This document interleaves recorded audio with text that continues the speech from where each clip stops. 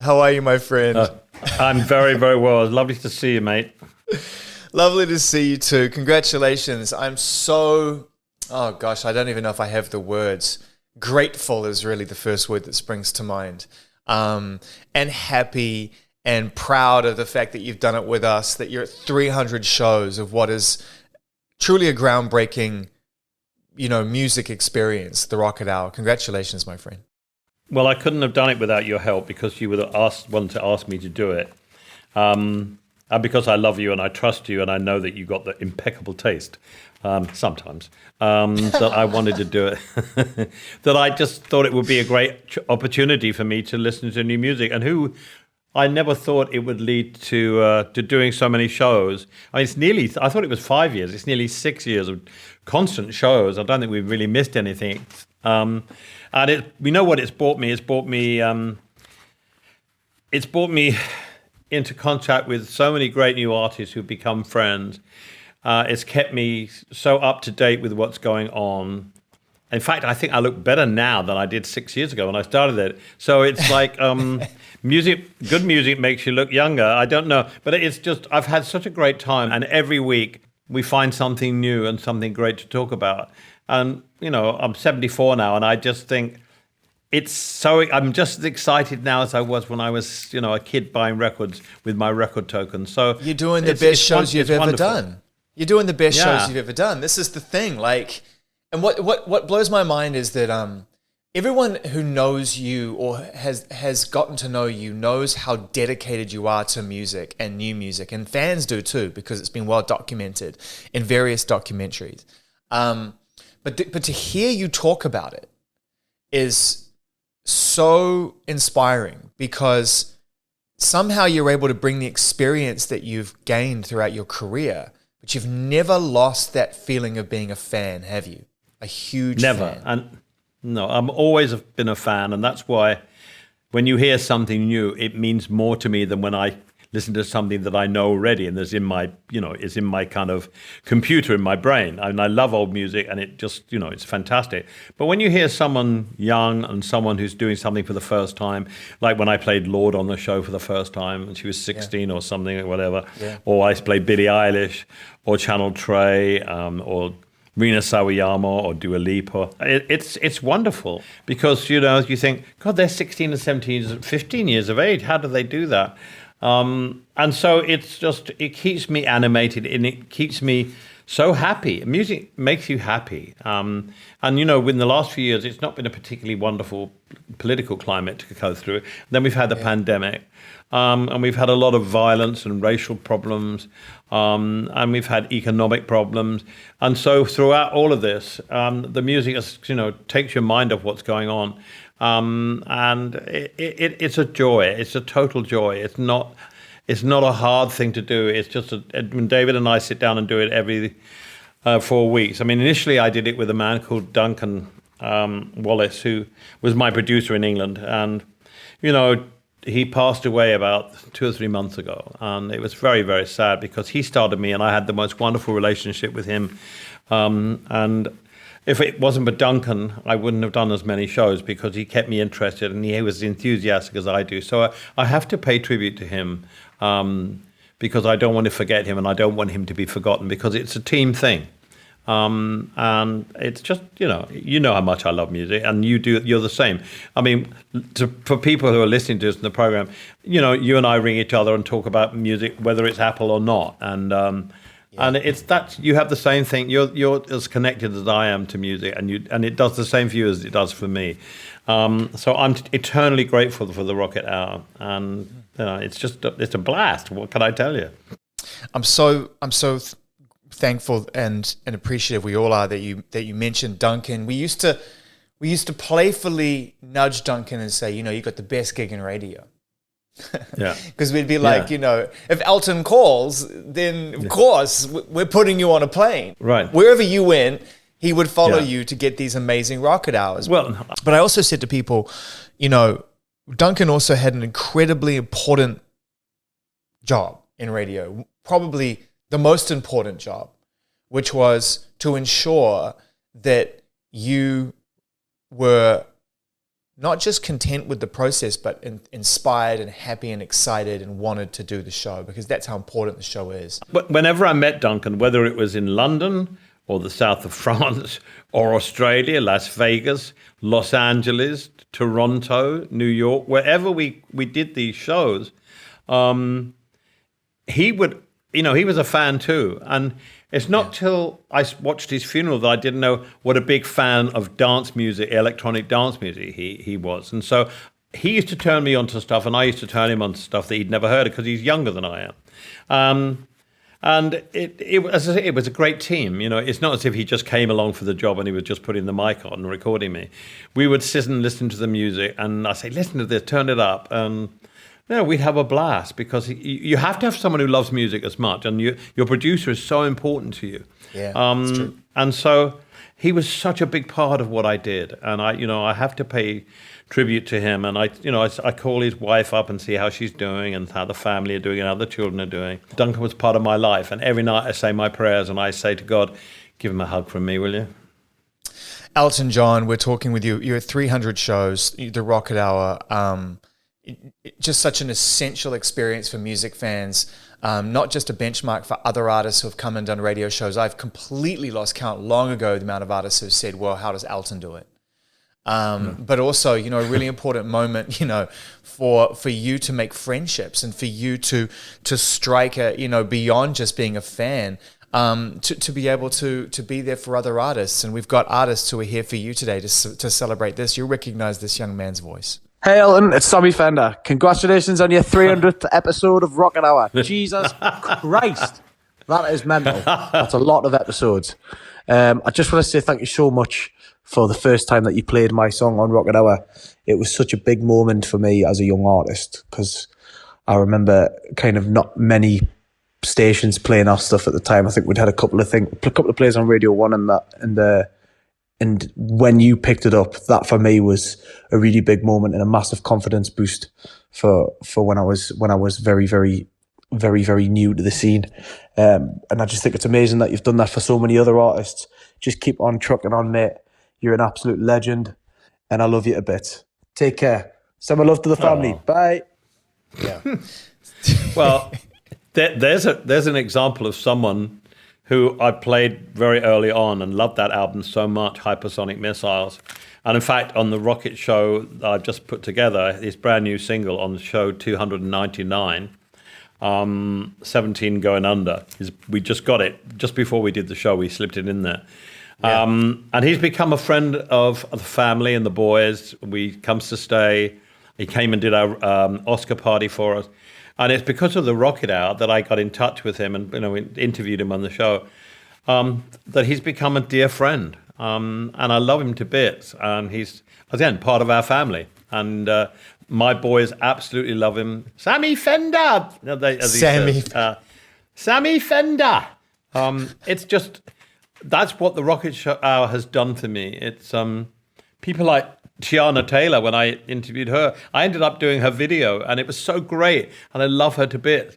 I would never have known Tiana Taylor if it wasn't for the Rocket Hour. Well, I wanted to ask you that because I know how busy and proactive you've been, in collaboration mode. In particular, in the last, I would say, half a decade, 5-10 years, you've been very active working with some incredible artists on amazing projects. And I wondered, how the Rocket Hour sort of, how it weaves into that experience, and whether getting to know artists through the show has kind of helped you in the collaborative space. It helps me totally, because getting to know people, talking to them. When I first came to America and I was successful, I had affirmations from people like the band, George Harrison, Leon Russell, Neil Diamond, etc. People, Bob Dylan, people that I admired. I couldn't believe they were saying nice things about me and writing nice things about me. So it's really important that I carry that torch. You called me with my on the Breaks. With Breaks Collab, when you called me. I was in Liverpool, and you made it your album of the year in Rolling Stone. Yeah. I mean, that for me and my friends was, it was beyond our comprehension that you had gone on the record and shared your thoughts on our music. Well, that's what it started before the Rocket Hour. What the Rocket Hour has done is widened my scope, because I get so much more new stuff. Yeah. And as soon as I get it and I like it, I'm able to interview people on the show that I would never have been able to interview before. I mean, I'll give you some specific answers. Channel Trey was one person that I got to know. Well, hang on. Pause right there because I'm glad you mentioned Channel Trey. Hey, Elton, this is Channel Trace. I just want to say happy 300th episode of Rocket Hour. I just want to thank you so much. Rocket Hour was one of the first stations to play Controller, which was my first song that I ever put out. And you were one of the first supporters, my first cosign. And I just want to say thank you. I appreciate you and keep going strong. And thank you for exposing us to new music and keeping us aware of the past, the present, and the future. I mean, that is such a wonderful message from someone who is so deliberate the way that he shows up and what he does and doesn't do. And his music is phenomenal. And also now I see his names on so many different things. Flight Facilities. I've just played Flight Facilities' new record. They're from Sydney, but he was on the last one. What about S.G. Lewis as well? Another incredible artist, and just another great example of someone who loves Channel Trey, and another great example of your love of dance music as well, and the fact that you've spent so much time over the course of your life championing great club culture and great club music. We thought it would be a nice touch to welcome somebody onto the show. And there he is, S.G. Lewis, Elton John. Yo, what's up? Hi, Sam. How are you? Hi, Elton. Hi, Zane. How you doing? Where are you? So I got stuck in standstill traffic. So I was, as you can imagine, I was rather panicked, sort of getting out of this crazy traffic jam. So I'm in the middle of nowhere in Beaconsfield, just pulled over on the side of the road. But I'm very happy to be here with you guys now. I love listening to Sam's music, and I've loved it for a long time. And then he put the album out, which I really loved, and we played the Mark Knight remix of one of the songs about 2 or 3 times. And I rang him up, and I just got hold of him and said, listen, I think you were in the studio with Ellie Goulding when I talked to you. And it's just, I just love what he does, and he's British, and he does it in a different way to everybody else. So I love dance music, and we always end the show, every Rocket Hour is ending with a dance song. And dance music is so underappreciated by critics and everyone else, and it's been a pivotal part of my life. When David and I get up and listen to things, we'd always put dance music on because it's just a good way to start the day. It's happy, and there's so much good stuff around. And SG, or Sam, is a big part of that. Super talented. I can't tell you how much that means. And, I grew up in a house that played Elton's music, as most people did, and it was a huge kind of formative part of growing up in my music education. So, I feel very lucky now to be able to call him a friend, and thank you for supporting the music as well. I really do appreciate it massively. Thanks, Sam. Bye, buddy. Guys, thanks for having me. Elton, you and I have spent numerous times on the phone, nowhere near a microphone or any cameras or anything of that nature, talking about, songs that we love and songs that, you don't. And I I've never asked you this question, but being such an influential tastemaker in the world of music, how do you know? How do you know when something really hits you? How do you know when an Arlo Parks really grabs you? It's just the soul of it. I mean, when I first heard the first thing I ever heard from Lord, which was Royals, I just thought it was like nothing I'd ever heard before, and it was just blew my mind. It was so simple and yet so moving. The same thing with Billie Eilish. It was like, when I hear her records, there's nothing, the space and the feel of it. When I heard Channel Trey, the Controller, it was like, okay, this guy's rapping over what is kind of like a dance beat music, which no one really has ever done before. And I just thought that was quite amazing. And you have to ring these guys up and say, this is amazing. How do you do this kind of stuff? And that's, you're always going to hear something new. I mean, when I first heard Rina Sawayama, for example, and I heard her album, and I raved about it, and I got to work with her. I got to interview her for New York Times Magazine. We became friends. When she's doing a film right now in Berlin, I think she's got a part in the new John Wick movie. So she's got a part in the new John Wick movie, but she's also taken the time to send you a message, my friend. Oh, really? Oh my God! Hi, Elton. It's Rina Sawayama. Congratulations on your 300th episode of Rocket Hour. That is insane. Well, I remember the first time you played my music on your show, and you gave it such a glowing review, and I just could not believe it because it's Elton John. You're Elton John, for God's sake. And yeah, I mean, you did change my life. I mean, it's incredible the support that you've given me so many times on the show, even before the record came out, and you're just supporting new and up and coming artists and helping boost their profile. And, you know, it's just incredible. You don't need to do it, but you do it. And I've seen you firsthand trawling through YouTube, everywhere online to find new music. And I find it so inspiring. So thank you for doing what you do. I love you so much. And obviously, our favorite memory together is recording Chosen Family and doing the video together and doing that beautiful shoot at your house for New York Times and our press shoot. And I just think you are an incredible person, and I love you and your entire family. Oh, that's amazing. Thank you. I mean, she's become a dear friend as well. You see, it's just incredible what this Apple Hour has done. And there's another example for the Apple Hour gave me the chance to play when Apple did these shows at the Roundhouse in London. They had live music week, and I got to work with Gallant, Rosie Lowe, Parker Millsap, and Christine and the Queen. So I championed along, and they played with my band, and I played and sang with them, and it was just so great. And they were all brilliant in that they're all different artists. Gallant is an incredible R&B singer. Rosie Lowe is kind of this incredible torch song electronic singer. She's really brilliant. Christine is just out of this world, and Parker is just like country, blues, Americana. And it was just such a great show, and it all went down well because all these different four artists who were from a different categories, the audience loved all of them. And that's what I love about the Rocket Show, is that I can play things that are totally different next to each other, and it just sounds the same. If it's good, it will work, Listen, and that to me is truly the one through line that the Rocket Hour has, which is, if it ain't great, it ain't getting played. And I think also that the way music has changed shape.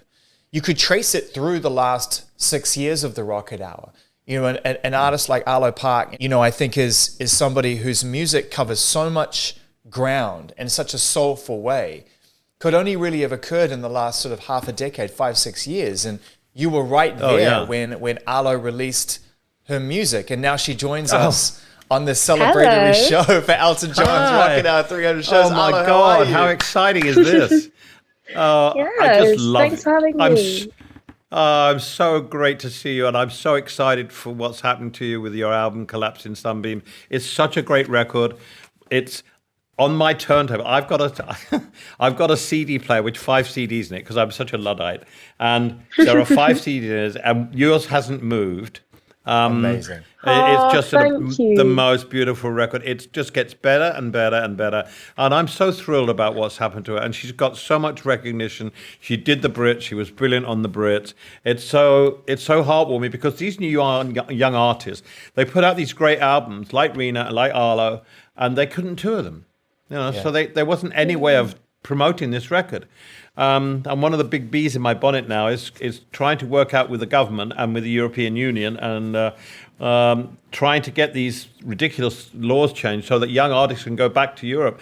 They earn the money from playing live, and it's such an important thing, which the Rocket Hour has instilled in me, is that these artists need to get out there and play that. And Arlo's that record is, which everybody loves. I mean, it's everybody say, "Have you heard the Arlo Parks record?" It's true. And I'm still thrilled for her. She's like a ray of sunshine.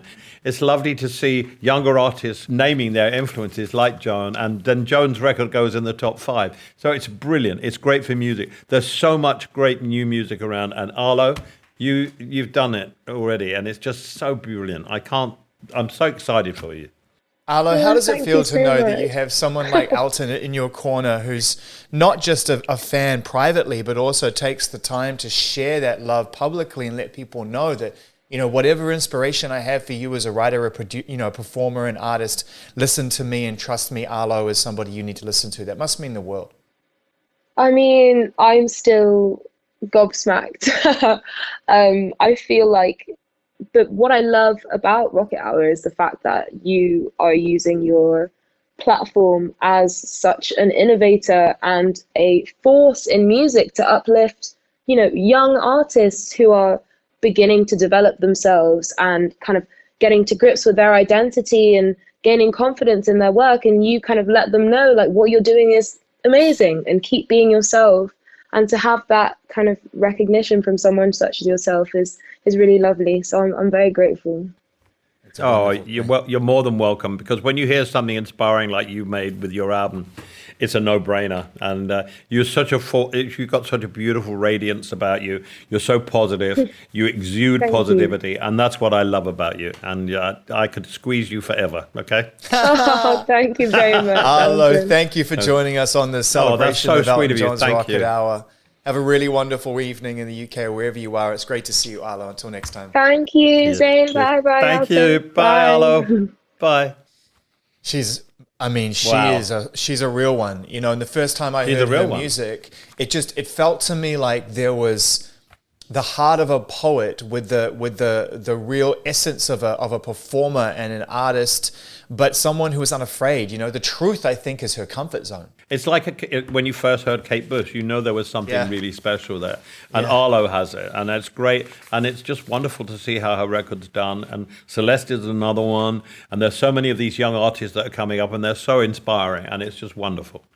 You love rock music, we know that, and I love this band, and so do you. Hey Elton, this is Mike Kerr speaking here from Royal Blood. Just wanted to say a massive congratulations on your 300th episode of the Rocket Hour. I know that you've been a supporter of ours from the very beginning, and I'll never forget the time you played us on your show. It was when we were just coming up, and it was very, very new, and the idea of anyone even hearing our music was kind of mad. So to hear that you had discovered us and you'd played us on your show, it was an amazing moment. Congratulations, Elton, and hopefully we'll see you very soon. I know. I mean, what a brilliant band, and what an amazing story Mike is, just on a personal level, you know, coming through his own struggles and his own challenges to look incredible, sound incredible. That band's making the best music they've ever made. And this is something that's very dear to your heart too, is the holistic well-being of the artistic spirit, isn't it?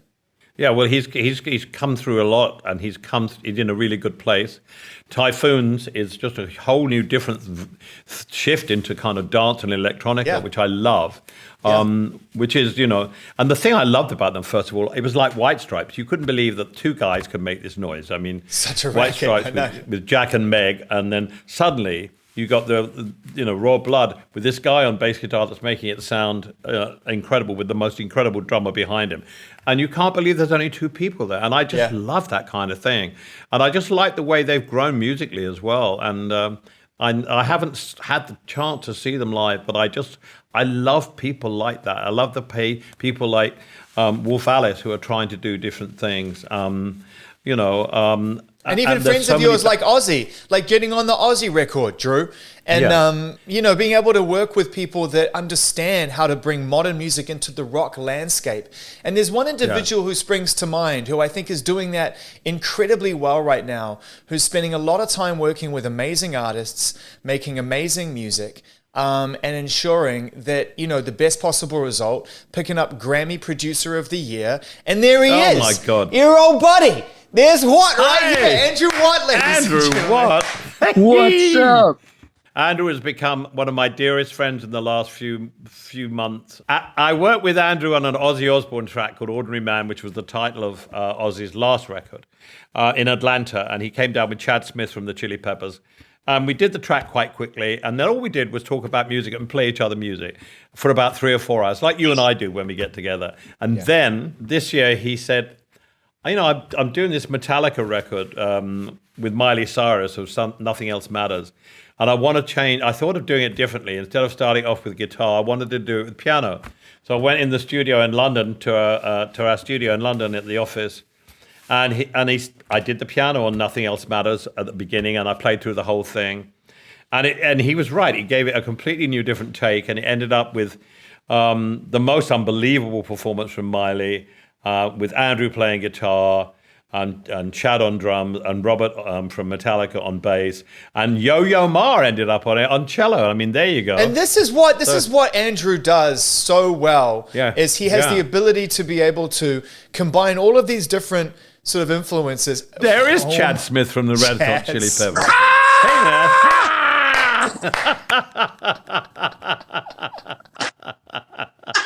I keep him in my pool. Yeah, keep him. You got him on a leash. Yeah, you keep him in the pool. He's your own personal mermaid. Chad said he's your merman. He's your merman.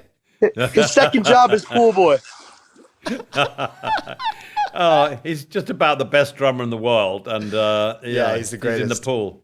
Yeah. I love that. I love that. Hey, we couldn't do this without catching up with you, Andrew. Appreciate a few minutes. Say thanks to Chad as well for the impromptu pool dive. Looking forward to seeing you soon, bro, and whatever comes from this new friendship. FaceTime you soon. Love you. Bye. Sweetest dude ever. And what an incredible producer, and really excited to know that you two have crossed paths. I mean, just a powerful combination and a powerful friendship. You know, Elton, I know that we're running out of time, and there's only two very small things that we want to do right now as we celebrate these 300 episodes of Rocket Hour. And then I'm going to ask you one final question. But first of all, there's somebody who I know is very, very dear to you that you've gotten to know relatively recently, because she's only become an international global superstar very recently. But she took the time to send a message, and it's a really lovely message. Hi, Elton. It's Dua. Congratulations on your 300th episode of Rocket Hour. I'll never forget when you played Levitating on Rocket Hour. I absolutely lost my mind. I was so happy that you liked the song and you were willing to play it on your show. And I know you know how much I love you, because I'm obsessed with you, and I just think you're absolutely incredible. But I also love how incredibly supportive you are of so many new artists and artists from all over the world, and how much you champion and love and respect artists all over. And it's just been an absolute dream getting to know you and getting to see all the magic that you are. I love you and congratulations. Mwah. Wow. Amazing. She's amazing. I mean, as you say, David and I've only got to know her very recently because she did our Oscar party for us and was brilliant and professional, modest, humble, incredibly on the money, all the songs. And phenomenally beautiful in the most beautiful, natural way. We had dinner with her in Los Angeles, and she walked into the restaurant, and everyone just stopped when she walked in. She just has this inner beauty and an outer beauty, but she deserves every success that comes her way. Future nostalgia is never off our player, right, David? Out of control. Speaking of David, this is one of the other things I wanted to do, because if we could invite David into the shot, that would be really wonderful, because I wanted to send a message to both of you together. Because here he is, erstwhile location producer of the Rocket Hour, David Furnish, everybody. Still employed by the Rocket Hour radio show. Thankfully. David, David, I wanted to get both of you together because, this whole journey began with you and I in an office with Jimmy and a couple of other people, and you were so receptive and so warm to the idea and spoke lovingly on Elton's behalf and said, look, you should meet Elton, you should talk to him about it, of course, but I think he's going to love this. And within a couple of days, we were having dinner, and it was the easiest sell I had to do in the entire time that we were building Beats One. It took 30 seconds flat before Elton, you got it. But this show wouldn't have continued without David, without you being so instrumental and supportive to keeping us connected. And so I wanted to say thank you, not just to you, Elton, but to both of you for allowing us to continue to enjoy the Rocket Hour, 300 shows. It's an incredible milestone. So thank you on behalf of all of us. Well, listen, when we do these shows together, it's one of the greatest. It takes about 4 hours to put the 4 shows together, and we listen to all the stuff that comes along, plus the stuff I have, and we have the best time because he suggests something too. He'll say, what about this? What about that? And I think it's great for both of us because we both love music, and I think we have the best time doing it. I mean, right? I'm just Robin to your Batman. Well, which era? But anyway, listen, don't make me date myself. Well, listen, go ahead. Thank you, darling. Thank you for everything. I love you both very much. My last question to say goodbye is, will you keep going, please? Can we get to 600 and 900 and 1,000? Maybe, yeah. You never know. Goodbye. Love you. Bye.